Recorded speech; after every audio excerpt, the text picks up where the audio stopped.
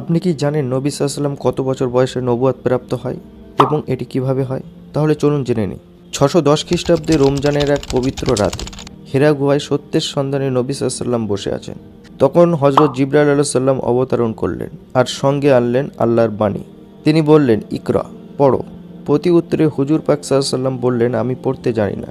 তখন জিবরাইল আলাইহিস সালাম নবী সাল্লাল্লাহু আলাইহি ওয়াসাল্লামকে বুকের সাথে শক্ত করে চেপে ছেড়ে দিলেন। একবার নয়, পরপর 3 বার। প্রতিবারই বললেন, ইকরা। তারপর জিবরাইল আলাইহিস সালাম প্রথম ওহী শিক্ষা দিলেন, ইকরা বিসমি রব্বিকাল্লাযী খলাক।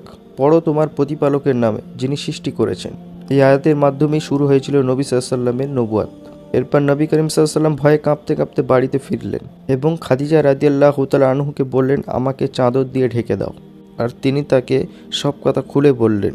খাদিজা রাদিয়াল্লাহু তাআলা আনহু তাকে অভয় দিয়ে বললেন, আল্লাহ আপনাকে ক্ষতি বা অপমান করবেন না। আর এই নবুয়ত যখন হয়েছিল তখন নবী সাল্লাল্লাহু আলাইহি ওয়াসাল্লামের বয়স ছিল 40 বছর। এভাবেই শুরু হয়েছিল মানব জাতির জন্য এক আলোর যুগ, নবুয়তের সূচনা। সকলে কমেন্টে আলহামদুলিল্লাহ বলে যাবেন।